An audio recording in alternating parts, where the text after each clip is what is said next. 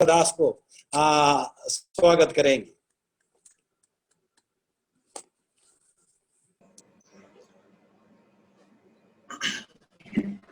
Thank you all. आप सभी जनों को धन्यवाद। परमेश्वर हमारे जीवन में दिया नया दिन के लिए, इस अनमोल अवसर के लिए प्रभु का धन्यवाद होवे। प्रभु की उपस्थिति में हम लोग परमेश्वर के वचन को मनन करने के लिए इस समय को इस्तेमाल करते हैं। उससे पहले नया विषयों में हम पहुंचने से पहले कल के विषय में किसने ये किस्सा पूछा था, उसके बारे में बताने के बाद आज हम आगे बढ़ेंगे। उसको क्वेश्चन जरा मैं निकाल दूं।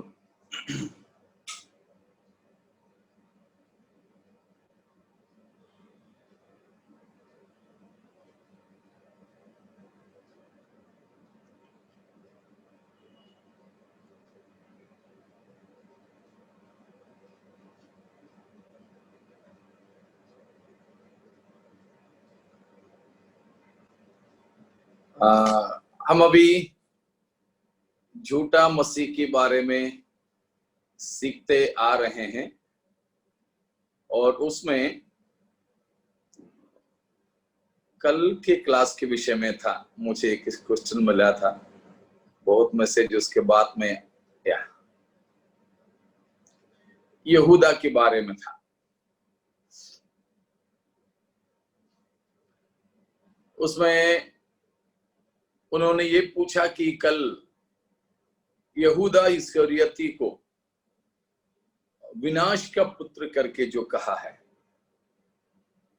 जो झूठा मसीह के लिए भी कहा है, और यहूदा इस्करियोती को यीशु मसीह ने यह भी करार दिया था कि वो तुम 12 को मैंने चुना है लेकिन तुम में से एक शैतान है। तो कैसे ये जो विनाश का पुत्र होकर, कैसे ये शैतान होकर यीशु मसीह के साथ साथ में इतने दिनों तक चलता रह सका? यीशु मसीह फिर क्यों उस प्रकार का एक चुनाव उसको दिया? How did he not have any repentance for his acts? The question, okay. देखिए, झूठा मसीह भी एक मनुष्य होगा, यहूदा इस्करियोती भी एक मनुष्य था, लेकिन उन दोनों में शैतान समाया जाता है। शैतान उनको अपने कब्जे में ले लेता है, या शैतान के एक कब्जा या समाज जाने के लिए वे अपने आप को दे देते। यहूदा को तो नहीं मालूम था कि वो इस प्रकार शायद करेगा, लेकिन परमेश्वर प्रेमी है, अनुग्रहकारी है, दया की धनी और खनी है। उस परमेश्वर नहीं चाहता कि कोई भी नाश हो। इसीलिए हर किसी को परमेश्वर मन फिराव का अवसर देता है। मन फिराव का अवसर, केवल शैतान को मन फिराव का अवसर नहीं दिया था, नहीं दिया जाएगा। वो हैं जो मन फिरा ही नहीं सकता है। मनुष्य उनको मन फिराव का अवसर भी देता है और मनुष्य मन फिरा भी सकता है। ठीक है, तो परमेश्वर दयालु होकर, प्रेमी होकर यहूदा को भी अवसर दे रहा था मन फिराने के लिए। क्यों उसको चुना परमेश्वर? यीशु मसीह ने उसको क्यों चुना? कुछ लोग सोचते हैं कि अगर उसको नहीं चुनते तो यीशु मसीह को पकड़वाए इन कैसे जाते? अगर यीशु मसीह पकड़वाया नहीं गया होता तो फिर हम लोगों का उद्धार कैसे होता? इस प्रकार भी सब काफी लोग सवाल करते हैं। लेकिन यहूदा यीशु मसीह को पकड़वाने से हमारे उद्धार नहीं हुआ है। यीशु मसीह की क्रूस की मृत्यु के द्वारा हुआ। उसके लिए जरूरी नहीं था कि यहूदा यीशु मसीह को पकड़वाए। इसीलिए उसको पकड़वाने के लिए, यीशु मसीह को पकड़वाने के लिए यहूदा को ठहराया नहीं था। बिल्कुल इस बात को जान ले। यीशु मसीह को पकड़वाने के लिए यहूदा को परमेश्वर ने नहीं ठहराया था, परंतु परमेश्वर अपने पूर्व ज्ञान में बस इतना जाना था कि वो पकड़वाएगा। दोनों में फर्क समझ में आ रहा ना? परमेश्वर उसको उसी के लिए ठहराना बात अलग है। ऐसा होता तो परमेश्वर ही उसकी जान और आत्मा की जिम्मेदार रहता, यहूदा को कुछ नहीं करना होता। लेकिन ऐसा नहीं, परंतु परमेश्वर अपने पूर्व ज्ञान में जाना है। परमेश्वर अपने पूर्व ज्ञान में यह जाना कि यहूदा यीशु मसीह को पकड़वाएगा। ये दोनों में काफी फर्क है। फिर इसको क्यों चुना? इसीलिए चुना कि परमेश्वर ने चाहा या यीशु मसीह ने चाहा कि वो मन फिराएं। यीशु मसीह ने उसको मन फिराव का अवसर देना चाहा। यह है बात उसमें।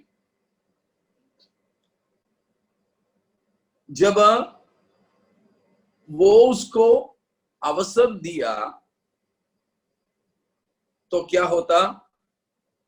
यीशु मसीह का इतना बड़ा प्यार, इतना बड़ा प्रेम जब वो जान लेता, उस प्रेम के प्रति कम से कम वो मन फिरा लेता। मुझे इस विषय में परमेश्वर ने करीब 2 साल पहले विशेष प्रकार का एक अगुवाई दिया। तो उस समय में जहां पर सेवकाई करता था, उस कलीसिया में एक दिन में इसी के विषय में संदेश दिया था कि प्रेरितों के काम पहला अध्याय 15 से 26 तक, भजन संहिता 41:9 से लेकर आगे की पदों में, यूहन्ना 13 अध्याय 18-19 पद, भजन संहिता 69 उसका 25वां पद, भजन संहिता 109 उसका 8वां पद। इन हर जगहों पर उसके बारे में भविष्यवाणी के तौर पर लिखा है। तो नया नियम में भी बहुत से चीजें हैं। तो यहां पर हम क्या देखते हैं? यीशु मसीह जानता था कि यहूदा यीशु मसीह को पकड़वाएगा। यीशु मसीह जानता था वो चोर है, यूहन्ना 12:6। यीशु मसीह जानता था कि वो उनके जो पैसे की थैली में से पैसा चुराता है। वही पद यूहन्ना 12:6 में लिखा है। और चौथी बात, यीशु मसीह और मसीह के चेलों के आलोचना करता था यहूदा, क्रिटिक था। यीशु मसीह जानता था मरकुस 14:6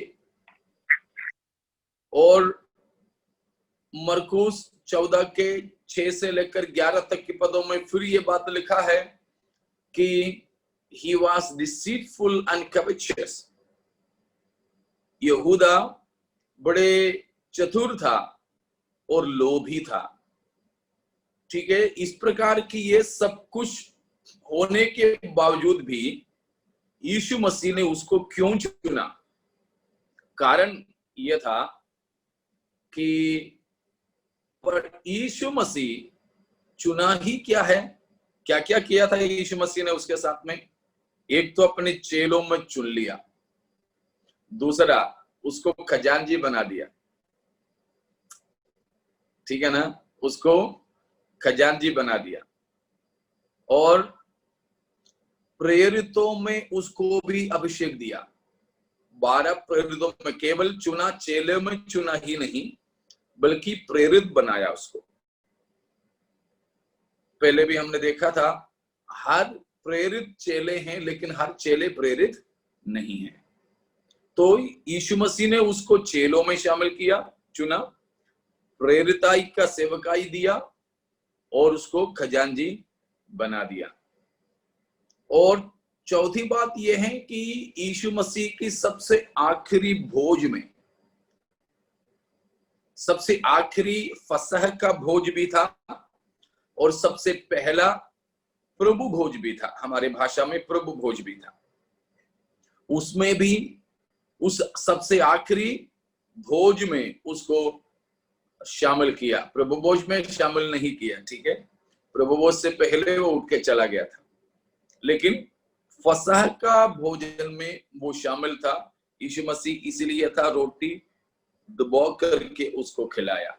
वो प्रभु भोज नहीं था परंतु वो पैसोवर मील था, फसह का मील, हर यहूदी खाने का खाना था, उसमें उसको शामिल किया था। और यीशु मसीह स्वयं आखिरी में, शायद यहूदा ने सबसे आखिरी में जो थूक खाया वो यीशु मसीह के हाथ से है। उतना भी मसीह ने उसे प्रेम किया था, प्रेम दर्शाया था। और समय समय पर यीशु मसीह उसकी पाप उसे स्मरण भी दिलाता रहा। यीशु मसीह अक्सर बोलता था, मैंने तुमको 12 को चुना लेकिन एक शैतान है, तुम में से कोई है जो मुझे पकड़वाएगा, भला कि वो पैदा ही नहीं होता, उस पर हाय। मतलब ये सब और बार 11 लोगों को पता नहीं चलता था, लेकिन ये यहूदा को मालूम था। तो ये 3 साल से ज्यादा समयों में यीशु मसीह उसको अपने साथ में रखकर वो करने वाला पाप, उसके द्वारा किए जाने वाला पाप का स्मरण प्रभु यीशु मसीह बराबर देता रहा। उसको मन फिराने का पूरा अवसर दिया, मगर उसने इस्तेमाल नहीं किया। यीशु मसीह ने बेहद उससे प्रेम किया, लेकिन उसने उस प्रेम को ठुकराया। सबसे आखिरी में भी यीशु मसीह ने उसे कैसे बुलाया? जब वो चुंबन के द्वारा यीशु मसीह को पकड़वाने के लिए था, तो यीशु मसीह ने उसको संबोधित कैसे किया? अरे धोखेबाज करके बोला। हम लोग होते तो वही बोलते हैं ना, धोखेबाज, नमक हराम, ये सब तो नाम देते हम उसको। ऐसे ही बोलते, दान पीस करके, चिल्ला करके, क्योंकि गुस्सा, दुख, ये सब से हम चिल्ला उठते। लेकिन यीशु मसीह ऐसे कुछ नहीं किया। यीशु मसीह ने क्या पुकारा, कैसे पुकारा उसको? माई फ्रेंड, स्नेहिदा, अरे मित्र, मेरे मित्र। देखो, उस समय भी वो लास्ट चांस था। उस समय भी वो यीशु मसीह के पांवों पर गिर जाता, प्रभु माफ कीजिए, पाप हो गया, गलती हो गया, तब भी उसको छुटकारा मिलता, लेकिन नहीं किया। एक और चांस था उसके पास में, उसको मैंने लास्ट चांस बोला तो भी लास्ट नहीं, एक चांस और उसको था। क्या था वो? 27 अध्याय मत्ती में हम देखते हैं कि जब उसने जाना या उसने जब देखा कि प्रभु यीशु मसीह पर दंड की आज्ञा हुआ है, तो वो पछताया। 27 का तीसरा पद को पढ़िएगा, 27 का 3 मत्ती।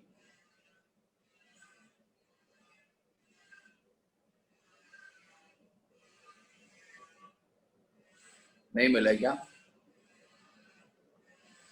27 का तीसरा पद तो बताया है कि जब यहूदा ने देखा कि यीशु मसीह को दंड की या मृत्यु दंड की दोषी ठहराया, तो वो पछताया और वे 30 चांदी के सिक्के महायाजकों और पुरनियों के पास फेर लाया। चौथा पद, तब उसमें देखते हैं कि उसने महायाजकों के पास जाकर के कहा, मैंने निर्दोषी को घात के लिए पकड़वा कर पाप किया है। उन्होंने कहा, हमें क्या है, तू ही जान। देखो यहां पर एक और अवसर था उसके पास में कि उसने जब देखा यीशु मसीह को दोषी ठहराया, उसने पछताया, लेकिन पछताकर कहां पहुंचा? यीशु मसीह के पास पहुंचा कि यीशु मसीह से वो दूर चला गया? वो यीशु मसीह से दूर चला गया। और यहां देखते हैं कि वो यीशु मसीह के पास पहुंचने की बजाय महायाजकों के पास में पहुंचा। वो अपराध की बोझ से दबा था, लेकिन पाप से पश्चाताप नहीं किया। पछताना बात अलग है, पश्चाताप करना बात अलग है। हमें से भी कई सारे लोग हैं, पछताते तो है, अरे यार ऐसे नहीं करना चाहिए था। वो तो पछतावा है, ओके, वो तो पछतावा है। पछतावा तो शायद कोई चोरी कर लिया, पकड़वा दी, पकड़ लिए गए तो पछतावा आता, अरे यार आज तो नहीं जाना चाहिए था, आज तो घर में सोना चाहिए था तो बच जाता।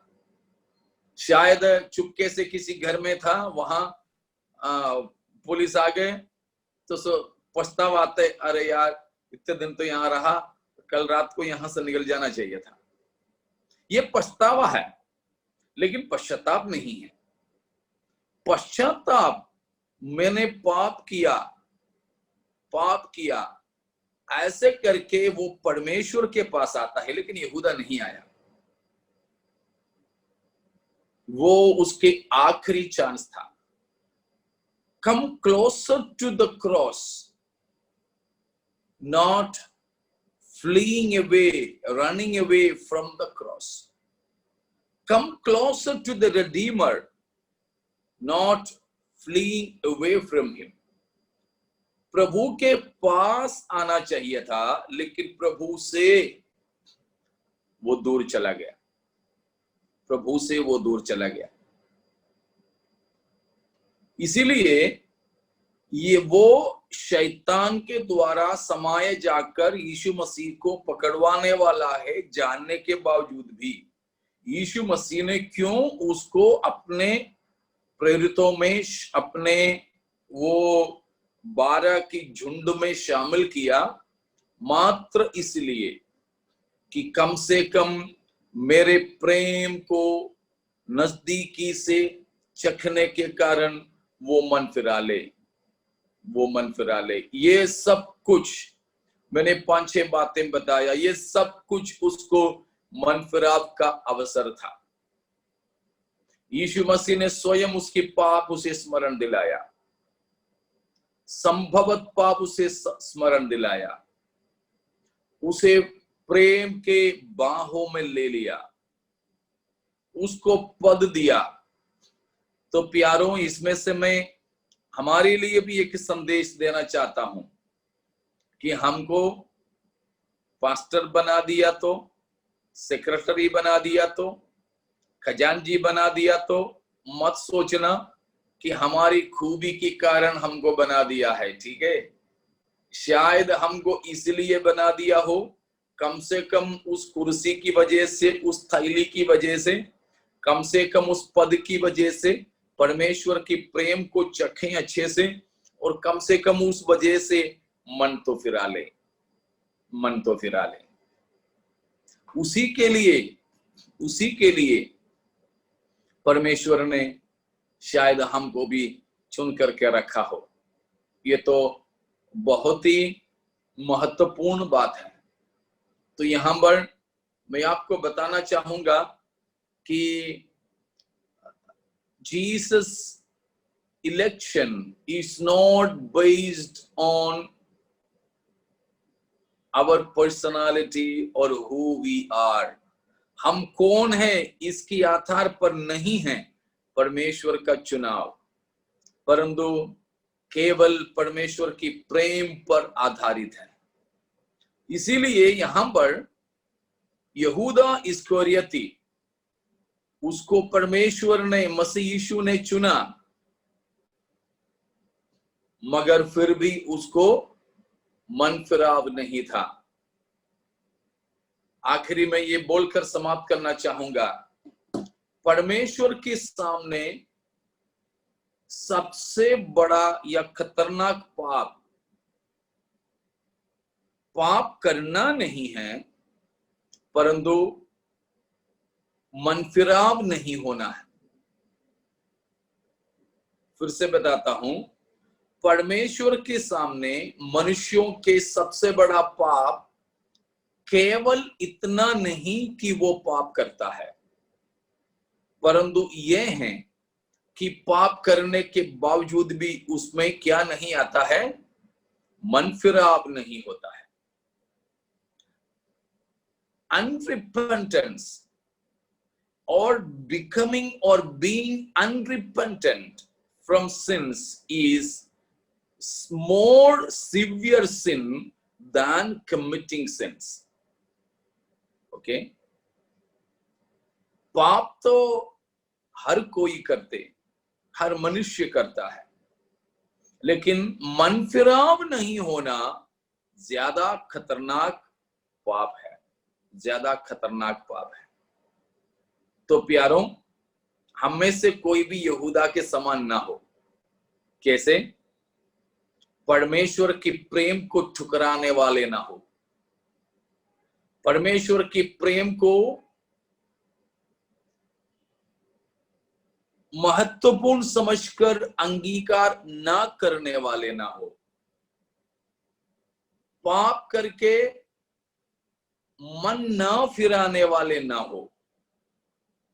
केवल पछतावा से काम नहीं चलेगा, केवल पछतावा से काम नहीं चलेगा, परंतु पश्चाताप करें। जब भी हम में कोई पाप होता है, परमेश्वर, प्रेमी परमेश्वर अपने बाहों को फैलाया हुआ है, हर एक पापी को उसके पास प्रवेश है। मुझे आज कोई भी सुन रहे हो, ये ऐलान को सुन लें, ऐसा कोई बड़ा खतरनाक गंदा पापी नहीं है जिसे प्रभु यीशु मसीह छुड़ा नहीं सकता हो, और ऐसा कोई बड़ा धर्मी और खरा व्यक्ति है ही नहीं जो यीशु मसीह के सिवाय उद्धार प्राप्त कर सके। ये दोनों नहीं है। क्या क्या है? ऐसा कोई बड़ा पापी नहीं है, कोई भी गंदा पापी नहीं है जिसको प्रभु यीशु मसीह छुटकारा नहीं दे सकते। ऐसा कोई धर्मी नहीं है जो यीशु मसीह के सिवा या यीशु मसीह के बिना उद्धार प्राप्त कर सकते हो। मतलब हर किसी को यीशु मसीह की जरूरत है और हर किसी पापी को यीशु मसीह के लहू से छुटकारा है। हर किसी गंदे पापी को भी यीशु मसीह अपने लहू से धोकर शुद्ध कर देता है। ऐसा कोई पाप की बदबू नहीं जो मसीह के लहू से मिटाया नहीं जाता हो। Praise God. इसीलिए ही तो है, हम में से भी कितने लोग पापी थे, गंदगी की जिंदगी बिताते थे, पाप की गंदगी में और पाप की जिंदगी में हम बिताते थे जीवन।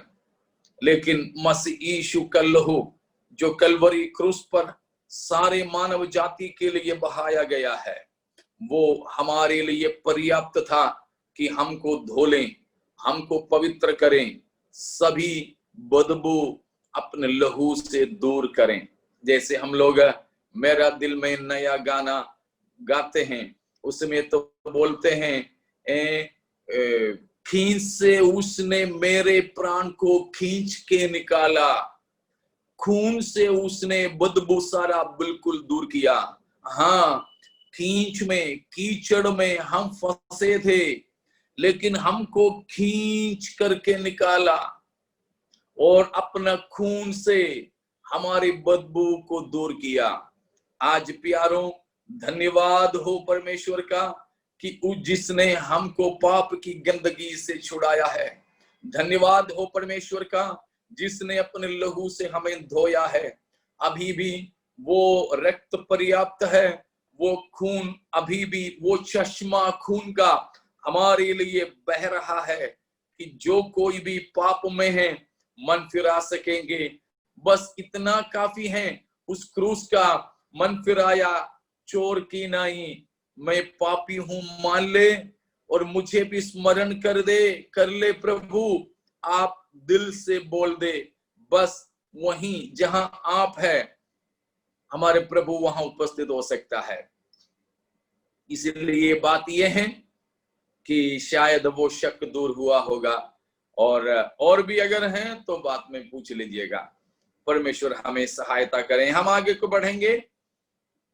कल हम लोग मनन कर रहे थे दूसरा थिस्सलुनीकियों के पौलुस की पत्री से, उसी में हम वापस जाएंगे। थिस्सलुनीकियों के लिए पौलुस का दूसरा पत्रिका, दूसरा अध्याय 3 और 4 में से हमने देखा कि झूठा मसीह के लिए दिया गया 4 प्रकार की बात ना। पहले हमने तीसरा पद में देखा था कि विनाश का पुत्र और पाप का पुरुष। चौथा पद में हमने देखा कि विरोधी है, विरोध करने वाला।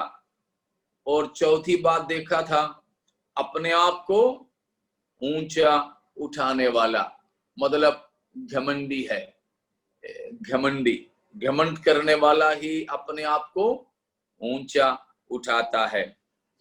इसलिए है मसीहियत में ढींक मारने के लिए कोई, ऐसों के लिए कोई जगह नहीं है। ठीक है, बहुत लोग है ना बड़े बड़े ढींग मारते हैं। प्यारो समझ लीजिएगा, आप अगर मसीही कलीसिया में या मंच पे, ऑनलाइन में, सोशल मीडिया में, कहीं पर भी बड़े बड़े बातें करोगे, ढींग मारोगे, अपने आप को, अपने परिवार को, अपने खानदान को उठाने की कोशिश करोगे, प्यारो समझ लीजिए आपको मसीहियत में नहीं आना चाहिए था। कहीं बॉलीवुड में, हॉलीवुड में, कॉलीवुड में, मॉलीवुड में कहीं जाना चाहिए था। कहीं सिनेमा के क्षेत्र में जाना चाहिए था। मसीहियत में ढींग मारों के लिए कोई जगह नहीं है। बेचारे कई पास्टर लोग हैं, विश्वासी लोग हैं, उनको मैं पास्टर बुलाना नहीं चाहूंगा, लेकिन क्या करें, ऐसा धागा लगा हुआ है, ठीक है, इसीलिए वो धागे को मैं पढ़ रहा हूं। दाग नहीं बोलूंगा मैं, धागा ही बोलूंगा, ठीक है। तो पास्टर करके कि वो अपने बारे में बड़ा चढ़ा करके बोलते हैं, सोचते हैं कि लोग उनकी बड़ा सम्मान कर रहे हैं। नहीं प्यारो, ऐसे कुछ हम करते हैं, लोगों के दिलों में भी हमारे कद छोटा होता जाता है, छोटा होता जाता है। ये नहीं होना कभी भी। किसी भी रीति में हम अपने आप को ऊंचा करके मत बताना। हमेशा उसमें ये भी नहीं कि मैं देखो कितना सीधा हूं, ये भी मत करो। उसके लिए बोलते हैं एक हम्बल प्राइड करके भी एक शब्द है, हम्बल प्राइड। तो हम्बल प्राइड में होता है कि है तो वो भी प्राइड, अपने ही खुद को ऊंचा उठाने के लिए खुद ही बोलते हैं मैं क्या करूं, मेरे पास क्या रखा है, मैं तो कोई इस लायक नहीं हूं। ये सुनने के लिए वो बोलता है, नहीं आप कैसे नहीं, अरे आप भी तो है सब, नहीं यार नहीं सर मैं क्या। तो ये हम्बल प्राइड है, उसका भी कोई जरूरत नहीं है, उसका भी कोई जरूरत नहीं है। तो मसीहियत में बिल्कुल ये ढींग मार के लिए वो बोलता है, पाप की लिस्ट में, तालिका में बताते हैं दूसरा तिमुथियुस 3 अध्याय में पौलुस प्रेरित उसके बारे में बताते हैं कि अंतिम दिनों में लोग कैसे होंगे। उसके बारे में जब बताया तो पौलुस बड़े स्पष्ट तरीके से उसको बताया है।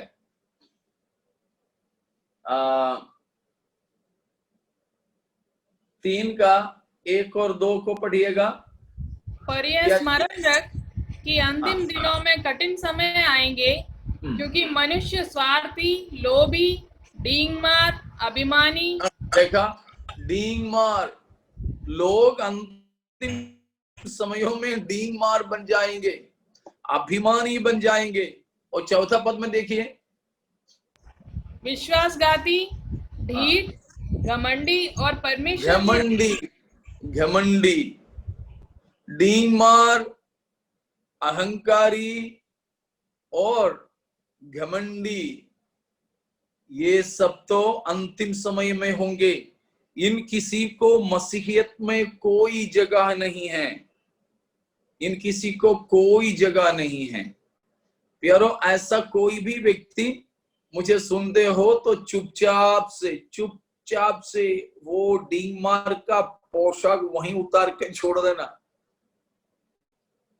फेंकने भी मत जाओ, शायद पता चल जाएगा, वहीं छोड़ दो। कोई झाड़ू वाले झाड़ू करके साफ कर देंगे, वहीं बैठे बैठे छोड़ दो, रखना नहीं साथ में। क्योंकि ये किसका पाप है? शैतान का पाप है। ये डींग मार, घमंड करना, अपने आप को ऊंचा करना किसका पाप है? झूठा मसीह का पाप है। तो शैतान और झूठा मसीह की आत्मा है, घमंडियों में कार्य करती है, डींग मारों में कार्य करती है। तो कुछ लोग तो खाना बनाने के बारे में भी डींग मारते हैं, गाना गाने के बारे में डींग मारते हैं, प्रचार करने के बारे में डींग मारते हैं। कुछ लोग तो कुछ नहीं, यूं ही फालतू है, फुग्गा उड़ाते हैं। नहीं, ये तो शैतान का काम, यह तो झूठा मसीह का काम। और अपने आप को ऊंचा उठाना वो बिल्कुल भी हम में नहीं हो, बिल्कुल भी हम में नहीं हो। आगे चल के हम देखते हैं 7वां पद में, 7वां पद, क्योंकि अधर्म का भेद अब भी कार्य करता जाता है, पर अभी एक रोकने वाला है, जब तक वह दूर न हो जाए वह रोके रहेगा। एक अगला नाम यहां पर दिया गया है, क्या है? अधर्म का भेद।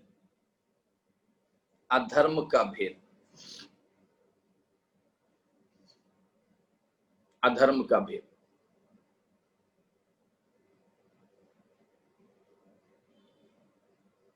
लिखा है अधर्म का भेद, mystery of iniquity, mystery of iniquity.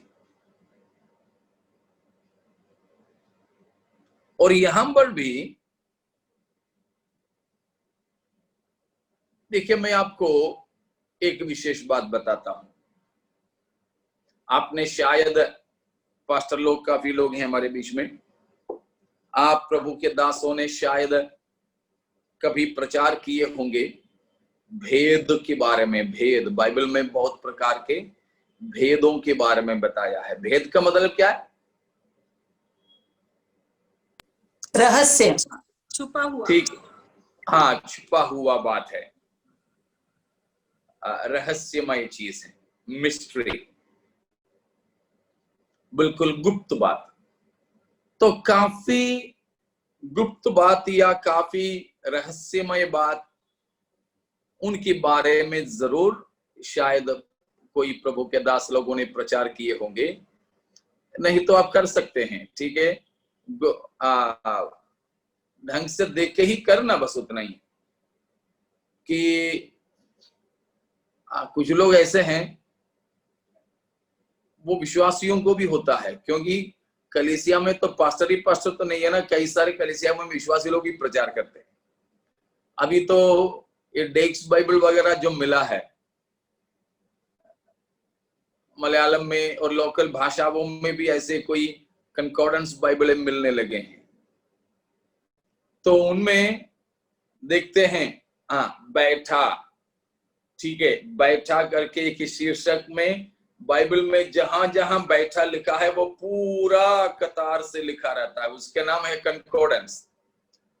तो किसी ने देखा कि बैठा, तो ठीक है, जो बैठा बैठा बैठा जो भी लिखा था वो पूरा निकाल दिया, लेकिन कौन बैठा, कहां बैठा, किस लिए बैठा, ये कुछ नहीं देखेंगे। बैठा बैठा देखोगे तो बिल्कुल उल्टा मतलब में हो जाता है कई जगह। इसलिए मैंने बोला थोड़ा समझ करके ले लेना।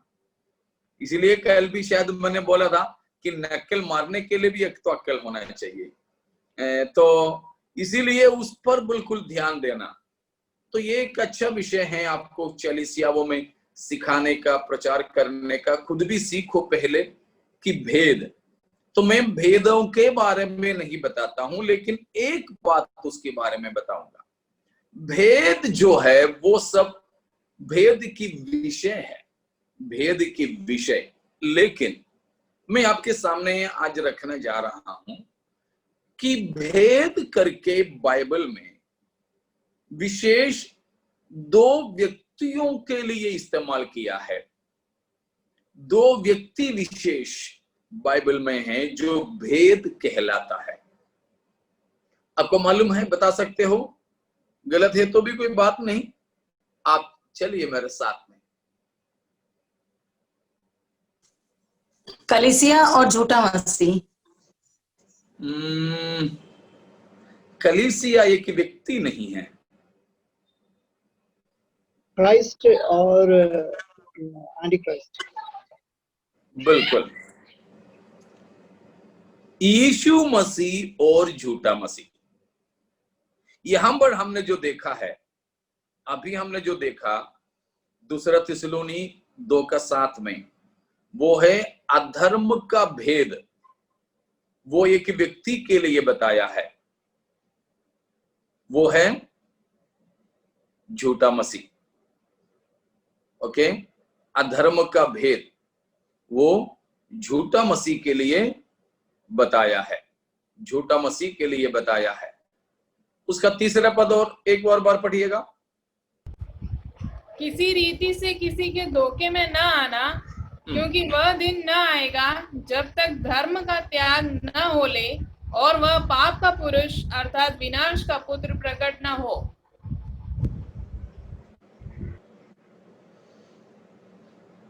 तो उसमें जो पाप का पुरुष पाप का पुरुष करके जो बताया है वो ही है 7वां पद में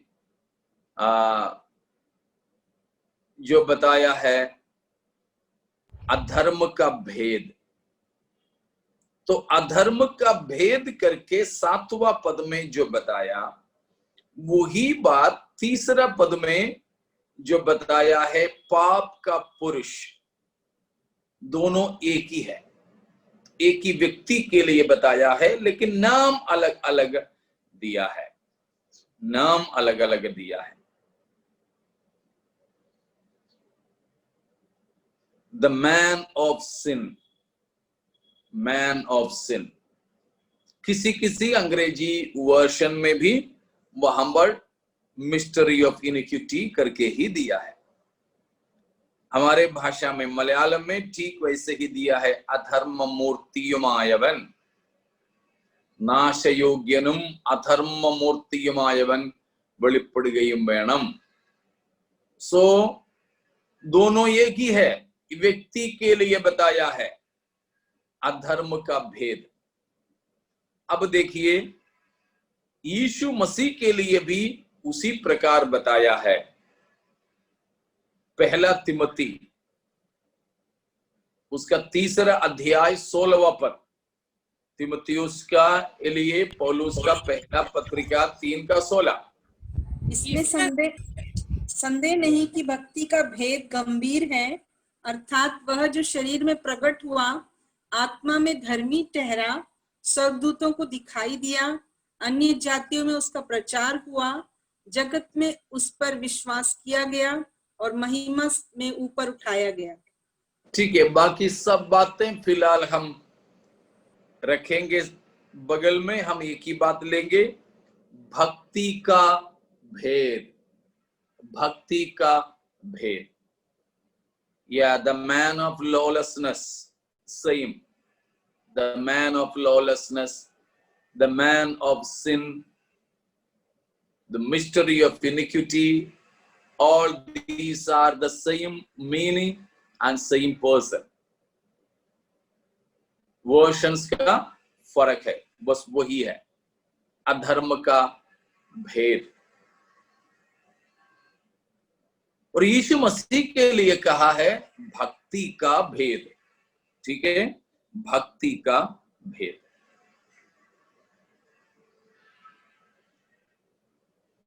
तो भक्ति का भेद करके प्रभु यीशु मसीह को जो कहा है उसकी परिभाषा भी वहां पर है। मेरे ख्याल से सबसे कम समयों में पूरा पूरा सुसमाचार बताने का एक कैप्सूल है, एक गोली है, वो 3:16 1 तिमोथी। यीशु मसीह के बारे में सब कुछ उसमें लिखा हुआ है। सबसे कम समयों में पूरा पूरा सुसमाचार सुनाना है तो बस वो वचन को बोल दे। ठीक है, भक्ति का भेद। यहां क्या देखते हैं, यीशु मसीह को जो कहा गया है उसके एकदम डिटो, एकदम नकल हम झूठा मसीह के लिए भी देखते हैं। ठीक है, अब यहां पर अधर्म का भेद जो कहा, तो वहां पर एक और बात, दो संस्था के लिए, दो संस्था, इंस्टीट्यूशन, दो संगठन के लिए भी भेद करके कहा गया है। बताओगे कौन कौन से हैं? दो संस्था, दो संगठन। एक तो कलीसिया जो पुराने नियम में थी, और दूसरा नहीं जानता। पुराने नियम में कलीसिया नहीं थी। जो मसीही कलीसिया जो है नया नियम में ही है। पुराने नियम में इस्राएल थी, उनको भेद करके नहीं कहा है, लेकिन हाँ, नया नियम में मसीह की कलीसिया के लिए जरूर भेद करके कहा है। इफिसियों 3 अध्याय में भी, कुलुसियों 1 अध्याय में भी कलीसिया के लिए भेद करके बताया है। इफिसियों की पत्री 3 अध्याय के लगभग 1 से लेकर 10 तक की पदों में कई बार पौलुस ने कलीसिया को भेद भेद भेद करके कहा है। ठीक है ना? 3 का 5 अगर निकाला है तो पढ़ लीजिए फिलहाल के लिए, वो पूरा 1 से 10 तक की पदों में है। तो अन्य समयों में मनुष्यों की संतानों को ऐसा नहीं बताया गया था जैसा कि आत्मा के द्वारा अब उसके पवित्र प्रेरितों और भविष्यद्वक्ताओं पर प्रकट किया गया है। तो उसका 3रा पद भी पढ़िएगा। अर्थात यह कि वह भेद मुझ पर प्रकाशन के द्वारा प्रकट हुआ, जैसा मैं पहले ही संक्षेप में लिख चुका हूं। हाँ, उधर भेद करके इसलिए है 1 से 10 तक के पदों में कई बार पौलुस उस भेद के बारे में बोला। वो चर्च ऑफ गॉड, कलीसिया है, कलीसिया। और दूसरा एक संस्था है बेबीलोन। बिल्कुल बिल्कुल। प्रकाशित वाक्य 17वां अध्याय, उसका 5वां पद। उसके माथे पर यह नाम लिखा था, भेद, बड़ा बेबीलोन, पृथ्वी की वेश्याओं और घृणित वस्तुओं की माता। भेद, बड़ा बाबुल, भेद, बड़ा बाबुल, मिस्ट्री, ग्रेट बेबीलोन, मर्मम महदियाम बाबिलोन। 2 संस्था हैं, कलीसिया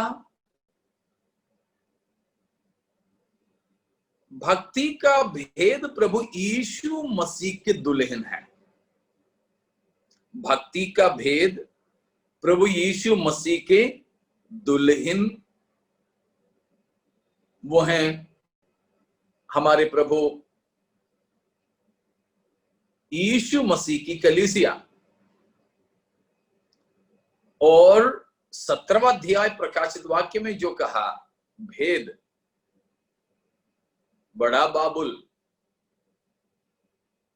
वो अधर्म का भेद, अधर्म का भेद, झूठा मसीह की पत्नी कुकर्मी कलीसिया है, झूठी कलीसिया, बिगड़ी हुई विश्व धर्मों का संगठन। मेरा शब्द समझ में आ रहा आप लोगों को ना?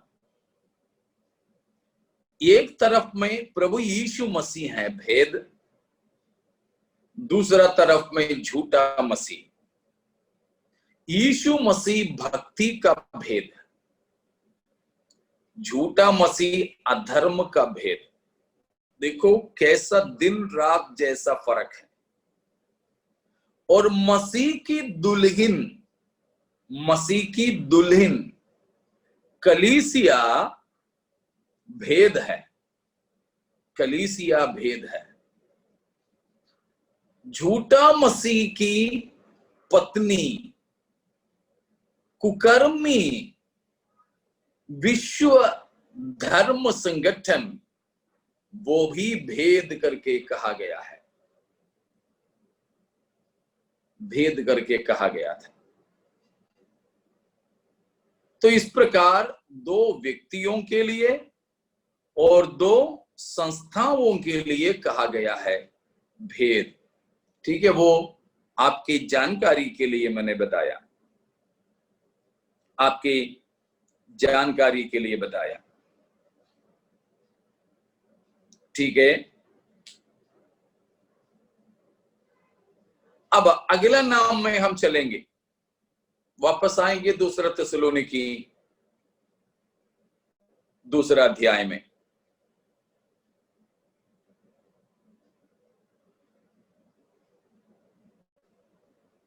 वहां पर बताया है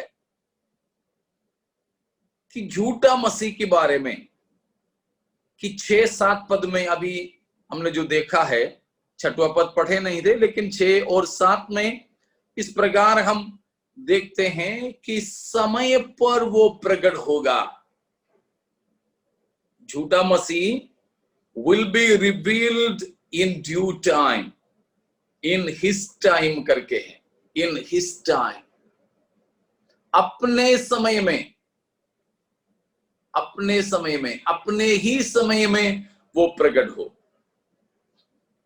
अपने ही समय का मतलब उसके लिए ठहराया गया समय, the time appointed for him, उसके लिए ठहराया गया समय में वो प्रकट हो।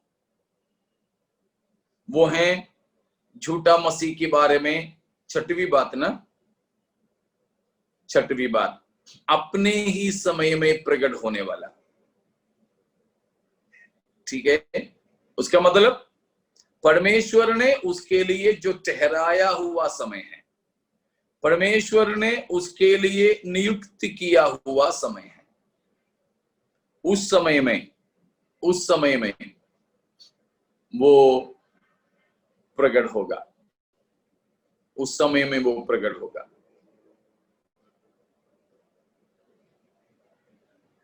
उससे पहले वो प्रकट नहीं होगा, क्योंकि समय दिया है उसको, उससे पहले वो आ ही नहीं सकता है, उससे पहले वो प्रकट ही नहीं हो सकता है। क्यों? परमेश्वर का तमाम बातें समय बंधित है, परमेश्वर की तमाम चीजें समय से जुड़े हैं। परमेश्वर अपना सारे कार्यों के लिए समय को ठहराया है, हर एक बात के लिए सब कुछ अपने ही समय में पूरा होगा या प्रकट होगा, अपने ही समय में।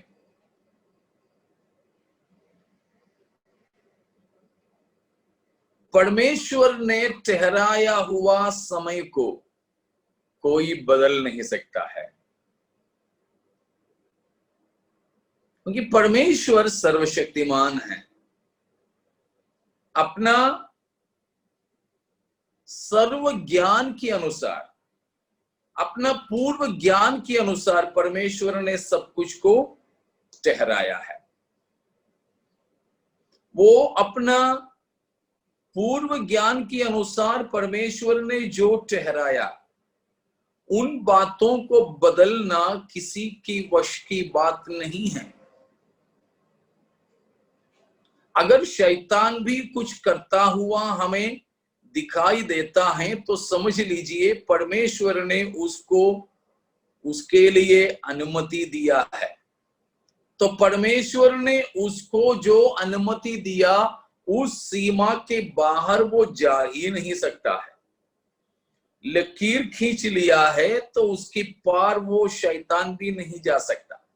शैतान चाहे आकर कितना भी डींग मारे, ठीक है, कितना भी डींग मारे, उसको चुटकी बजा के बोल देना मेरा खुदा ने तेरे को समय की सीमा ठहराया है, बस उसके अंदर ही तो रह सकता है, उसके अंदर ही। लेकिन कई बार तो क्या होता है, हम उन मुर्गों के सरीखे हैं, डर जाते हैं, कूद पड़ते हैं, लोमड़ी की मुंह में पड़ जाते हैं। पेड़ के ऊपर बैठकर रात में सोने वाला मुर्गे के सूंघते सूंघते में लोमड़ी तो पेड़ के नीचे आ जाती है। लेकिन क्या करें, बड़े पेड़ पर तो मुर्गे सो रहे हैं, चढ़ नहीं पाएंगे, लेकिन सीटी तो मारेगा ही मारेगा, वो चिल्लाएगा।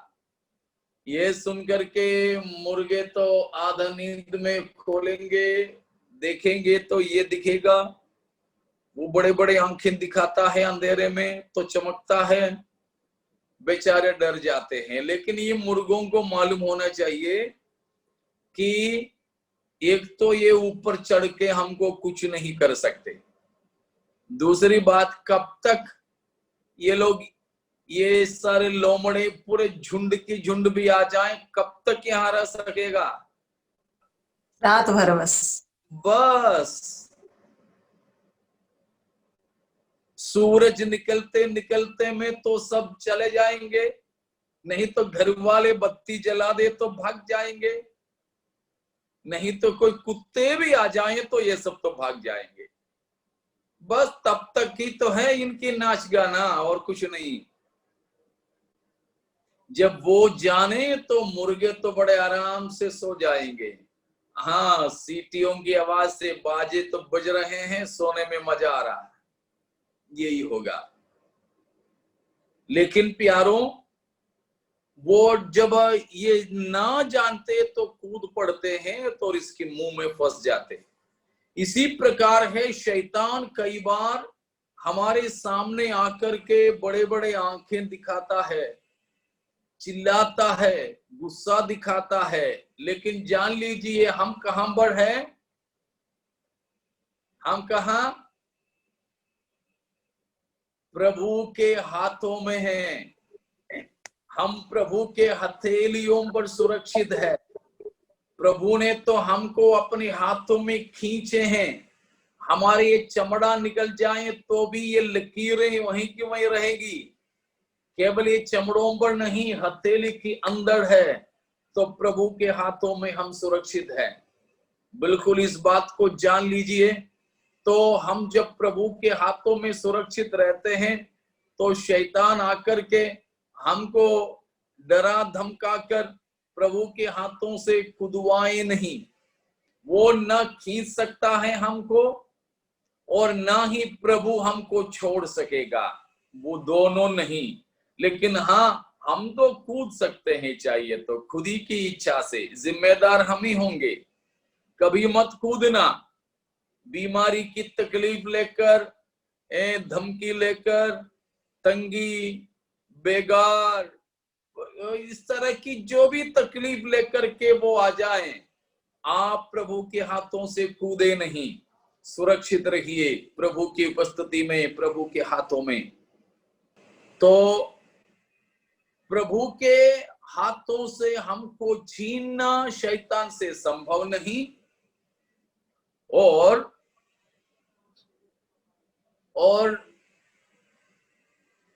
प्रभु हमें अपने हाथों से त्यागेगा और छोड़ेगा भी नहीं। ठीक है, तो बिल्कुल सुरक्षित रहें, हम प्रभु के हाथों में सुरक्षित हैं। ठीक है, हम आगे चलेंगे। तो यहां पर बताया है झूठा मसीह के बारे में कि वो समय पर, परमेश्वर ने ठहराया हुआ समय पर ही प्रकट होगा। तो उसमें शायद अपने बीच में भी पिछले दिनों में यह सवाल आया था कि उसको जो है रोकने वाला कौन है, उसको रोकने वाली वस्तु क्या है। 6 और 7 पदों में बताया है कि उसको रोकने वाले के बारे में। तो कौन है झूठा मसीह को प्रकट होने से रोकता है, कौन उसे रोकता है? वहां पर पिछले दिनों में हमने देखा था, उन्हें रोकने वाला कलीसिया की उपस्थिति है। ठीक है, कलीसिया के साथ में परमेश्वर की आत्मा रहते हैं। और उसके साथ साथ में मैं एक बात और आज जोड़ना चाहूंगा, ये 6 और 7 पदों के अनुसार, वो ये है, रोकने वाला एक शब्द में बोले तो परमेश्वर स्वयं है। कैसे? अभी मैंने जैसे कहा, सब कुछ के लिए परमेश्वर ने समय को ठहराया है। वो ठहराए गए समयों में ही सब कुछ होगा। ठहराए गए समयों में ही सब कुछ होगा। 9 अध्याय का 27वां वचन को पढ़िएगा। इस पृष्ठभूमि में इस बात को समझते हुए कि रोकने वाला समय ठहराया हुआ परमेश्वर स्वयं है। वह प्रधान 1 सप्ताह के लिए बहुतों के संग दृढ़ वाचा बांधेगा, परंतु आधे ही सप्ताह के बीतने पर मेलबलि और अन्नबलि को बंद करेगा, और कंगूरे पर उजाड़ने वाली घृणित वस्तुएं दिखाई देंगी, और निश्चय ही ठनी हुई बात के समाप्त होने तक परमेश्वर का क्रोध उजाड़ने वाले पर पड़ा रहेगा। देखा, आखिरी जो वाक्य है उसमें क्या लिखा है, बताया है, निश्चय से ठनी हुई बात के समाप्त होने तक परमेश्वर का क्रोध उस पर उंडेला रहेगा। क्या है, ध्यान दीजिए, क्या लिखा उधर, निश्चय ठनी हुई बातें पूरा होने तक। मतलब ठाना हुआ बात, किसने ठाना? परमेश्वर ने। परमेश्वर ने ठाना है। अगर परमेश्वर ने ठहराया है या ठाना है तो वह वैसे ही पूरा होगा। तो रोकने वाली बात क्या है? परमेश्वर का समय के प्रबंधन। ओके, परमेश्वर का समय के ठहराए जाना, ठाने जाना, समय का प्रबंधन। तो परमेश्वर उस प्रकार हर कुछ के लिए समय को ठहराया है। झूठा मसीह के लिए भी समय को ठहराया है। तो झूठा मसीह के लिए भी ठहराया गया, वो समय जरूर पूरा होना है, जरूर पूरा होना है। प्रेरितों के काम 3:20-21। और वह यीशु को भेजे तो तुम्हारे लिए पहले ही से मसीह ठहराया गया है। अवश्य है कि वह स्वर्ग में उस समय तक रहे जब तक कि वह सब बातों का सुधार न कर ले, जिसकी चर्चा प्राचीन काल से परमेश्वर ने अपने पवित्र भविष्यद्वक्ताओं के मुख से की है। 20वां पद में बताया कि प्रभु यीशु मसीह पहले से ठहराया गया था। 21वां पद में बताया है कि सब कुछ को यथास्थापित करने के लिए, व्यवस्थापित करने के लिए, ज्यों के त्यों करने के लिए परमेश्वर ने समय को ठहराया है। वो समय पूरा होने तक प्रभु यीशु मसीह स्वर्ग में ठहरे रहेंगे। देखा, यहां पर भी समय का प्रबंधन, समय का प्रबंधन। इफिसियों 1 और 10 को भी पढ़िएगा। इफिसियों 1:9-10। क्योंकि उसने अपनी इच्छा का भेद उस भले अभिप्राय के अनुसार हमें बताया, जिसे उसने अपने आप में ठान लिया था कि समयों के पूरे होने का ऐसा प्रबंध हो कि जो कुछ स्वर्ग में है और जो कुछ पृथ्वी पर है, सब कुछ वह मसीह में एकत्रित करे। 9वां पद में देखिए कि परमेश्वर अपने आप में ठान लिया था। परमेश्वर अपने आप में ठान लिया, which he hath purposed in himself। तो उसका सारा प्रबंध किया। वो क्या है? 10वां पद में बताया है कि समयों के पूरे होने का ऐसा प्रबंध हो, समयों का पूरा होने का प्रबंध। इसलिए है कई बार हम लोग पढ़ते हैं, जब समय पूरा हुआ। गलातियों 4:4 में यीशु मसीह की पैदाइश के बारे में लिखा है, जब समय पूरा हुआ तब परमेश्वर ने अपना पुत्र को स्त्री से जन्मा हुआ होकर के भेजा। परंतु जब समय पूरा हुआ, जब समय पूरा हुआ, when the fullness of the time was come, तो समय पूरा हुआ। समय तो यहां पर झूठा मसीह को प्रकट होने से रोके रखने वाली बात परमेश्वर का समय का प्रबंधन है।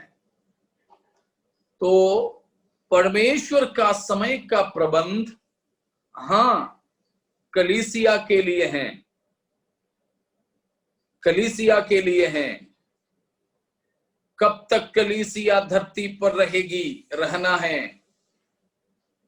कलीसिया में सबसे आखिरी व्यक्ति कब आएगा, ये सब परमेश्वर का समय का प्रबंध है, अपने पूर्व ज्ञान के अनुसार, पूर्वानुमान के अनुसार। और उसके अनुसार झूठा मसीह के प्रकट होने को भी ठहरा रखा है। वो ठहराए हुए समय से पहले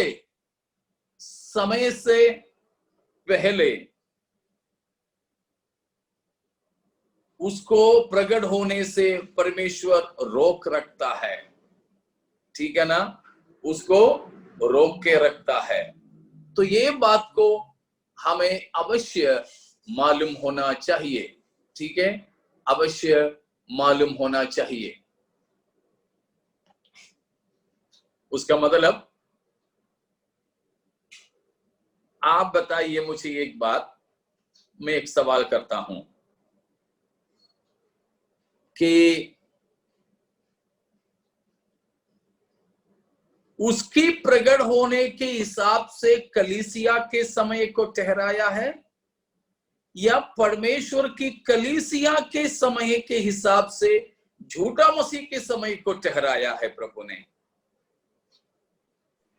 कलीसिया के हिसाब से झूठा मसीह के समय।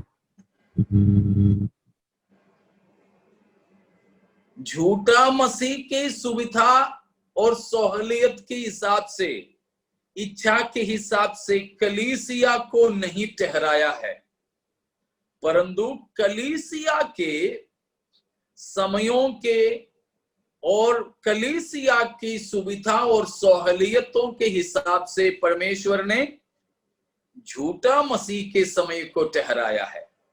इसीलिए वो चाहे कितना भी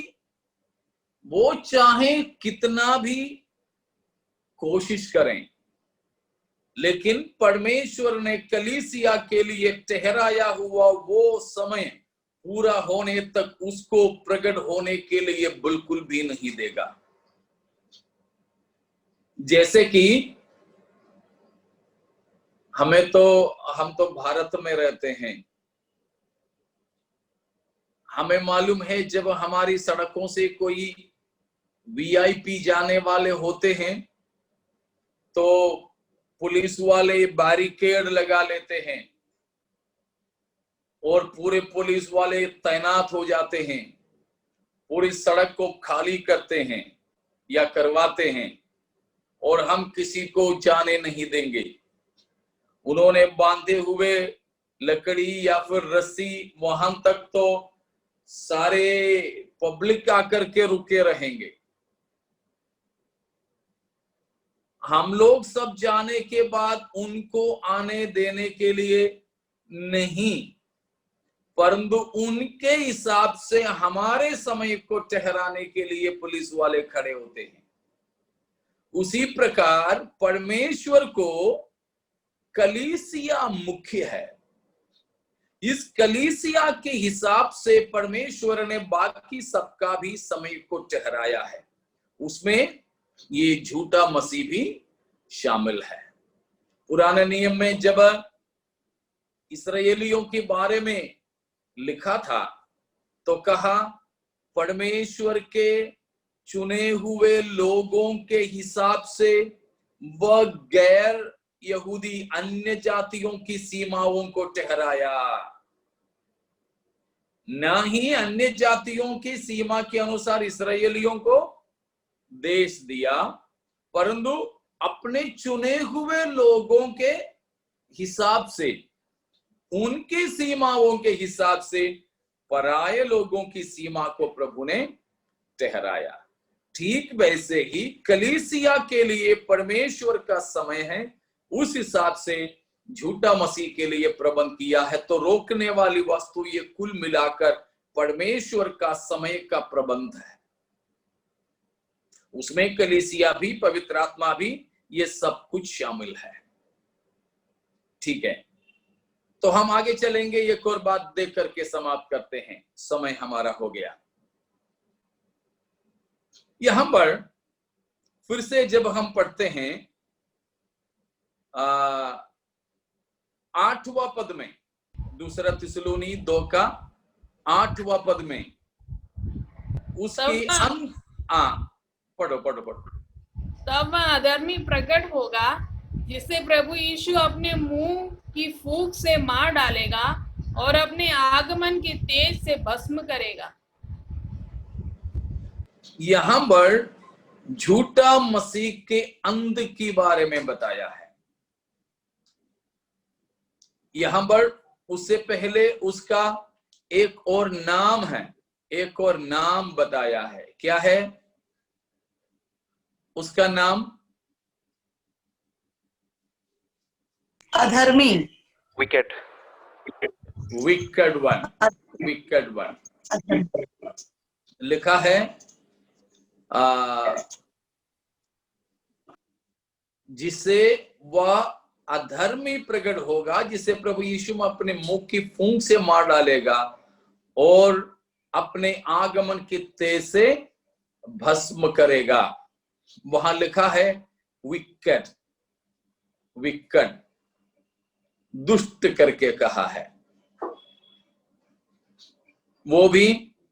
वो दुष्ट के बारे में भी हमने यशायाह में से पिछले दिनों में देखे थे, शायद आपको याद होंगे। तब भी हम इस बात को उठा करके पढ़े थे कि दुष्ट, विकेट। तो यहां पर उसका और एक नाम दिया है, साथ ही साथ में उसके अंत कैसा होगा यह भी बताया है। कैसे होगा?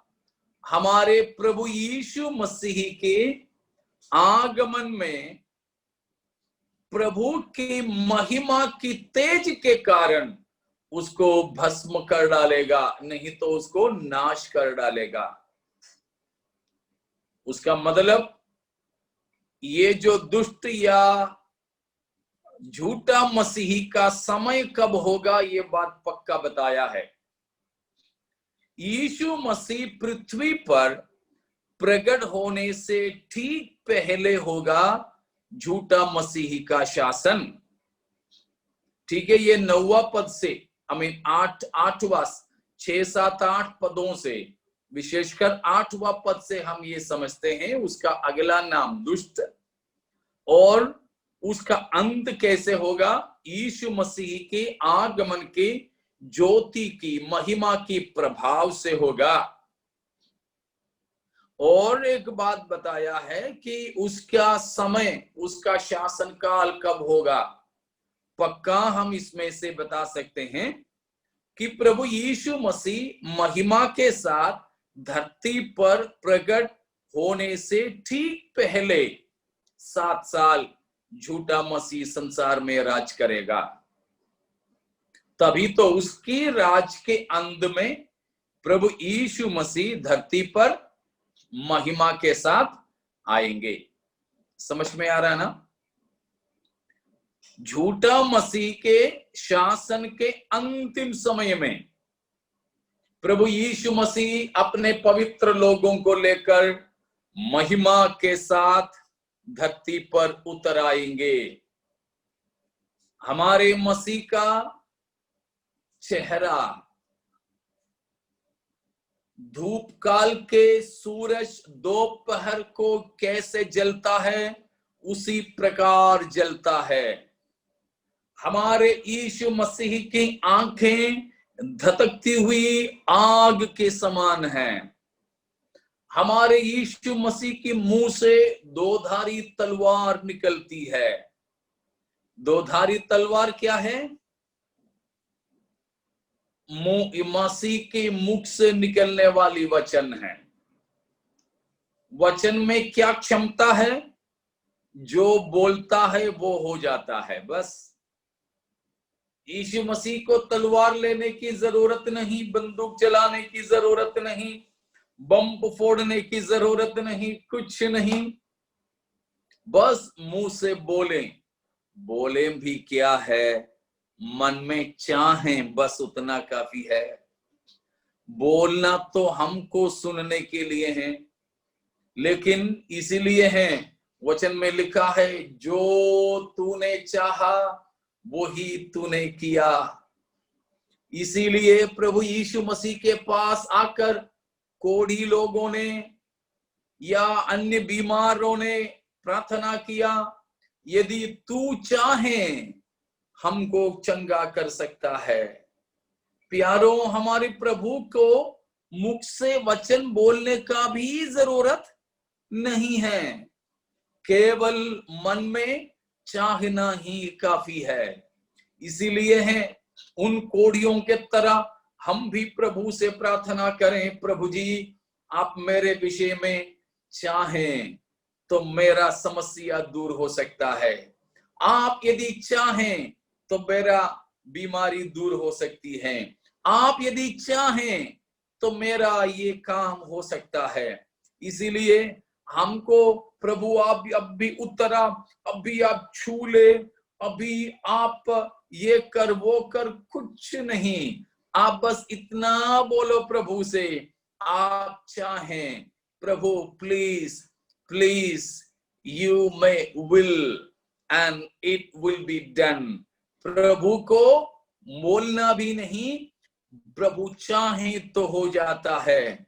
तो वो सर्वशक्तिमान परमेश्वर लेकिन मुख की दो धारी तलवार जैसे वचनों के साथ अपने सारे पवित्र लोगों के साथ अगम्य ज्योति में धरती पर जब उतर आएंगे, तब है पिछले 7 साल से परमेश्वर का मार खा कर थका हुआ झूठा मसीह अधमुआ होकर यीशु मसीह के विरोध में खड़ा होता है। लेकिन यहाँ बताया है प्रभु यीशु मसीह अपने प्रकट होने के प्रभाव से उसको मिटा डालेंगे। हाँ प्यारों, उस समय हम भी मसीह के साथ होंगे। हालेलुया। हम भी महिमा पाए हुए होकर यीशु मसीह के साथ में होंगे। हालेलुया। हमको कुछ करना तो है ही नहीं, क्योंकि यीशु मसीह का ही इच्छा, चाहत और मुख से निकलने वाली वचन ही तो काफी है। तो हमको क्या करना है? हम मसीह के साथ में रहेंगे। आओ हम बिल्कुल प्रभु के संग रहते हुए परमेश्वर की महिमा करते हुए रहेंगे। बाकी भाग प्रभु की आगमन में है, देरी हो तो कल सीखेंगे। तब तक के लिए विदा लेना चाहूंगा। सबको जय मसीह की।